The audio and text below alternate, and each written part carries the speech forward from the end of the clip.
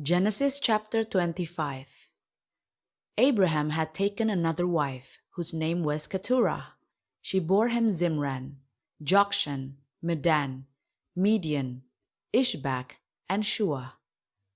Jokshan was the father of Shiva and Dedan. The descendants of Dedan were the Ashurites, the Latushites, and the Lumites. The sons of Midian were Ephah, Effer, Hanok, Abidah, and Eldah. All these were descendants of Katura. Abraham left everything he owned to Isaac, but while he was still living, he gave gifts to the sons of his concubines and sent them away from his son Isaac to the land of the east. Abraham lived 175 years. Then Abraham breathed his last and died at a good old age, an old man and full of years, and he was gathered to his people. His sons Isaac and Ishmael buried him in the cave of Magpila near Mamre, in the field of Ephron son of Zohar the Hittite, the field Abraham had bought from the Hittites. There Abraham was buried with his wife Sarah.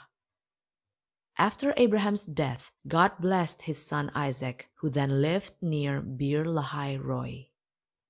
This is the account of the family line of Abraham's son Ishmael, whom Sarah's slave Hagar the Egyptian bore to Abraham. These are the names of the sons of Ishmael, listed in the order of their birth. Nebaioth, the firstborn of Ishmael, Kedar, Adbeel, Mibsam, Mishma, Duma, Massa, Hadad, Tema, Jetur, Naphish, and Kedemah.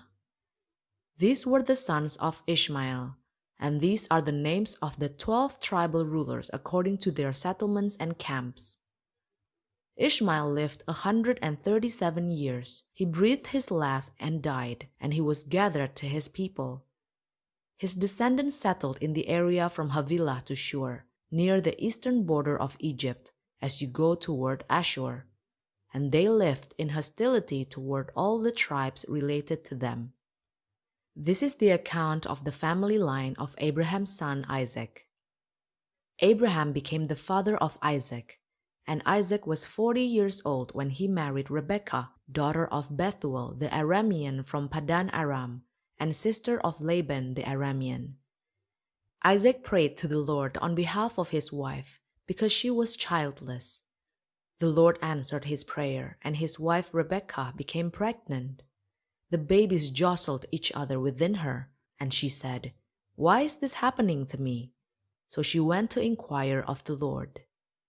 The Lord said to her, "2 nations are in your womb, and 2 peoples from within you will be separated. One people will be stronger than the other, and the older will serve the younger." When the time came for her to give birth, there were twin boys in her womb.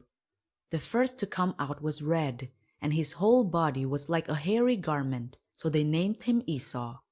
After this his brother came out, with his hand grasping Esau's heel, so he was named Jacob. Isaac was 60 years old when Rebekah gave birth to them.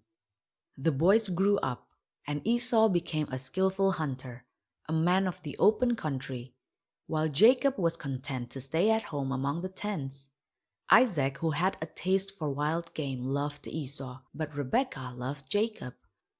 Once, when Jacob was cooking some stew, Esau came in from the open country, famished. He said to Jacob, "Quick, let me have some of that red stew. I'm famished." That is why he was also called Edom. Jacob replied, "First, sell me your birthright." "Look, I am about to die," Esau said. "What good is the birthright to me?" But Jacob said, "Swear to me first." So he swore an oath to him, selling his birthright to Jacob. Then Jacob gave Esau some bread and some lentil stew. He ate and drank, and then got up and left.